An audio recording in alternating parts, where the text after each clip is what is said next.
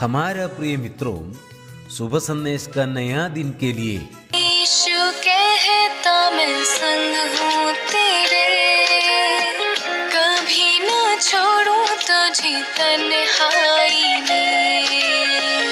अपना बोझ सारे डाले यीशु पर, उसकी करीबी में हरदम रहे। उसको जो है सहज ही जानो, उसका बोझ हल्का है प्यारो। पाओगे विश्राम क्रूस के पास, पाओगे विश्राम यीशु के पास। दिल में यीशु को जगा दो, यीशु के तुम बन जाओ। जीने की आशा उससे लो, यीशु को तुम अपना लो। आज का संदेश ब्रदर क्रिस्टोफर स्वामी मुंबई से बांटा जाएगा। प्रार्थना के साथ सुनिए। एक और बार इस शुभ संदेश में यीशु मसीह के नाम से प्रत्येक भाई बहन का स्वागत करता हूँ और मैं भी परमेश्वर पिताजी को धन्यवाद देता हूँ कि अवसर दिया कि आप लोग के बीच में परमेश्वर के वचन को बता सको। आए हम थोड़ा समय के लिए प्रभु के वचन की ओर जाएंगे। कुलैसियन चैप्टर 2 वर्स 20, 21, 22। कुलैसियों 2 का उसका 20, 21, 22।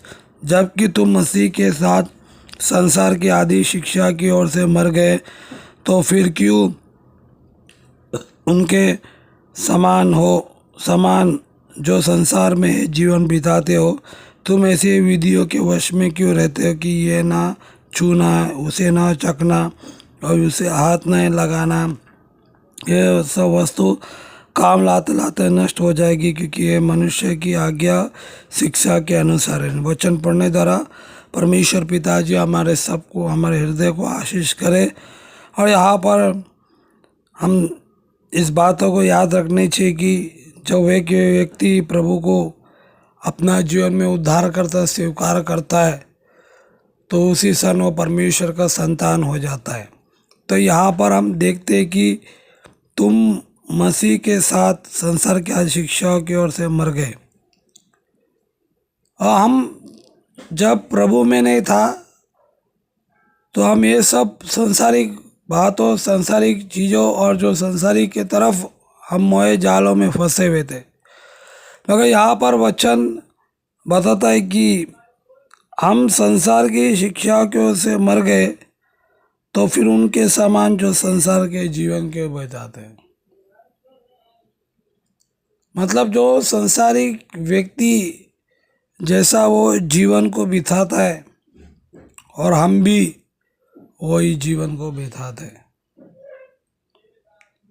उनके जैसा बोलने का, ऐसा ही रहने का, मतलब हमारे चाल चलन में, हमारे व्यक्तिगत जीवन में कोई सेपरेशन नहीं, अलगावपन नहीं है। इसके लिए परमेश्वर का वचन हमें ये याद दिलाता है कि तो मसीह के साथ मर गए, तो उनके साथ क्यों जीवन बिताते हो? क्या ये सवाल उठता है कि क्या हम उद्धार पाए हैं क्या नहीं?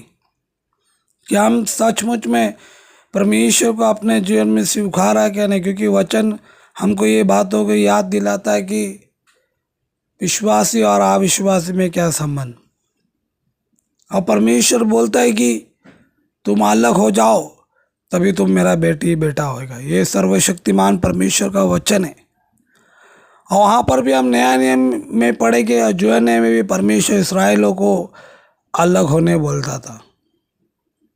और यहाँ पर प्रभु का वचन, पवित्र आत्मा हमको इस बातों को याद दिलाता है कि संसार के आदि शिक्षा की ओर से मर गए, तो फिर तू उनके समान क्यों संसार के उसके समान जीवन बिताते हो? जब हम इस दुनिया से प्रभु का बन गया, पहला हम संसार का था, मगर प्रभु ने हमको उधर से अलग किया। फिर यहाँ पर बोलता है तुम उनके समान क्यों जीवन बिताते। कोई लोग बोलेगा ये भी वो भी चाहिए ना। कई लोगों को बताएंगे तो वे लोग सुनेंगे नहीं, ये उल्टा हमको सवाल पूछेंगे तुम नहीं जीवन बिताता क्या। भाई यहाँ पर परमेश्वर का वचन हमको बोलता है, पवित्र आत्मा बोलता है, पवित्र आत्मा के बातों को हम मान नहीं चाहिए कि यहाँ पर बोलता है कि तुम उनके समान क्यों जीवन, क्योंकि बाइबल का जो वचन लिखा है सब पवित्र आत्मा के द्वारा लिखा हुआ है। और यहाँ पर बोलता है कि संसार के जीवन क्यों बिताते, फिर उनका जैसा रहना, उनका जैसा ही हम लोग रहने का, वही करने का। हमारा जीवन प्रभु के साथ है, हमारा व्यक्तिगत का जो संगति प्रभु के साथ है। और इसके लिए परमेश्वर का वचन साफ बताता है कि तुम क्यों ऐसा विधियों के वश में रहते हो। प्रभु में आने के बाद भी हम आप वो विधि में रहते हो, वही विधि करते। हम अपने आप को भी जांचने चाहिए। बाइबल बताता है कि जो प्रभु में नया सृष्टि है, पुराने बातें बीत गया, सब कुछ बीत गया पुराने बात। अगर मैं ऐसा नहीं करा तो मुझसे नाराज हो जाएगा, मैं ऐसा नहीं करा तो मुझसे बात नहीं करेगा, मैं ऐसा नहीं करेगा तो मुझे मेरे तकलीफ के समय, मेरे परेशानी के समय वो आएगा नहीं, मुझे उसका सपोर्ट। मगर याद रखो ये परमेश्वर का वचन है। ये संत पौलुस जब लिखता है पवित्र आत्मा के द्वारा इस बातों को लिख रहे हैं कि तुम ऐसा क्यों, उसे ना छूना, इसे ना चखना, इसे हाथ नहीं लगाना। ये सब मनुष्य ने लेके आया। आज कई लोग इस बातों को मानते भी है, वो नहीं खाने, ये नहीं चखने चाहिए, ये नहीं पहनने चाहिए, ऐसा नहीं करना चाहिए इस दिन ऐसा। मगर प्रभु का वचन बता कि हर दिन प्रभु के लिए महत्वपूर्ण दिन है। और यहाँ पर हम देखते हैं कि ये सब वस्तु काम लाते हैं नष्ट हो जाएगी, ये सब नष्ट होने वाला है, इससे कोई लाभ नहीं है। क्योंकि ये सब मनुष्य, जो मनुष्य ने लेके आया, सब परंपराओं के द्वारा इस बातों को आया। यहाँ पर विधि के वश में रहते। आज भी कई लोग हैं जो विधि के वश में रहने चाहते, और वहाँ पर प्रभु का वचन बताए कि ये मनुष्य के आज्ञा और शिक्षा के अनुसार है। जब हम नीचे के वचन को पढ़ने के समय शरीर को लाश का रोकने के लिए कोई लाभ नहीं है। तुम कितना भी करेगा उस पर कोई लाभ नहीं मिलेगा। फिर जनो ये याद बातों को हम याद रखें, ये परमेश्वर का वचन है, ये हमारे तरफ नहीं है। ये प्रभु मुझे भी बोलता है, आपको भी बोलता है कि परमेश्वर का बोलता है उनके समान क्यों जीवन को बिताते हैं। हम जब याकूब का 4 पत्र में पढ़ता है कि जो संसार का मित्र होता है परमेश्वर का शत्रु होता है। यहाँ पर प्रभु का वचन हमको साफ बताता है कि उनके समान क्यों हम लोग रहने चाहिए, क्योंकि परमेश्वर चाहता है कि आप अलगावपन जीवन को जिए। परमेश्वर ने आपको अलग कर दिया है, मगर यहाँ पर बोलता है कि और तुम ऐसा जीवन नहीं जीनी चाहिए, उनके विधि के वश में नहीं, इसे नहीं चखना, इसे नहीं छूना। आज भी बहुत अशुद्ध बातों को हम देख सकते हैं, इसे नहीं चखने का, इसे नहीं छूने का, इसको ऐसा नहीं। तो हमारे अंदर जो ये है ये सब निकाल दो, और प्रभु का वचन क्या बताओ उसको याद रखो। क्या प्रभु इस दुनिया में आया, प्रभु हमारे लिए एक अच्छा रियल एग्जाम्पल है। यीशु मसीह सबको प्रेम किया,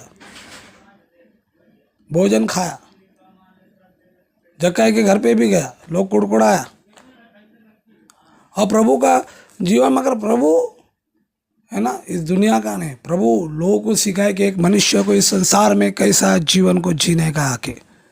हमारे यीशु मसीह ने एक रियल लाइफ सिखाया। हमारा यीशु मसीह जो कैसा प्रार्थना करना सिखाया।